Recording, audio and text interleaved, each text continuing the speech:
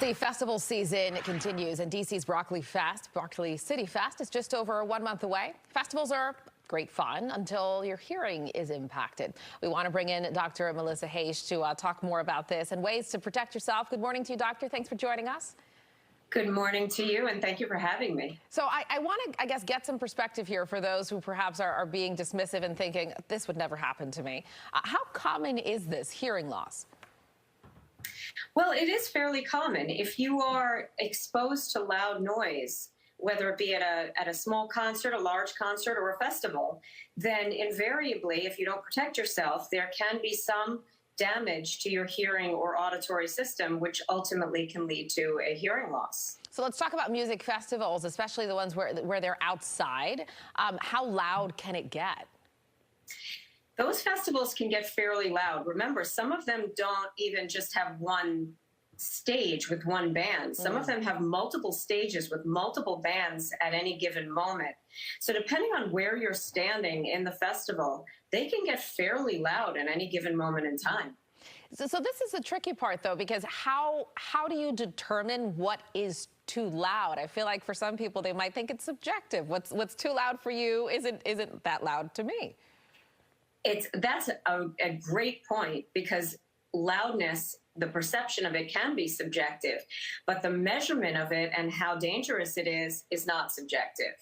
So the National Institute of Occupational Safety and Health states that anything at 85 decibels and above can be dangerous to your hearing, and they give you different increments of time that you can be exposed to noise at those levels without it impairing your hearing system.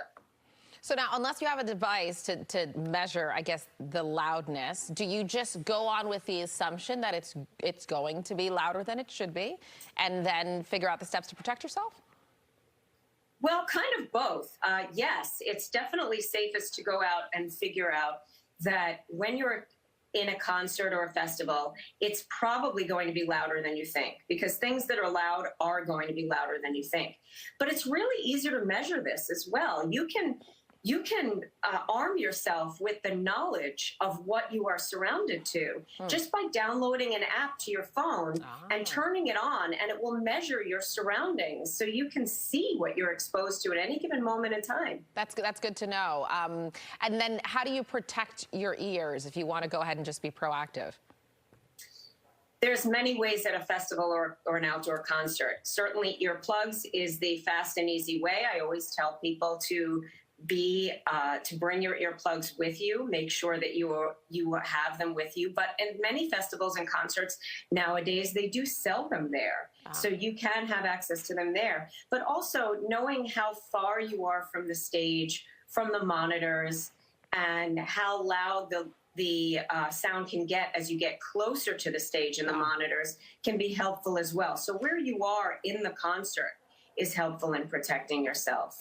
We have to wrap here, but I want to give you like 10 seconds for folks. How do you determine whether or not you have you've gotten too much exposure, right? If you've suffered some damage to your hearing?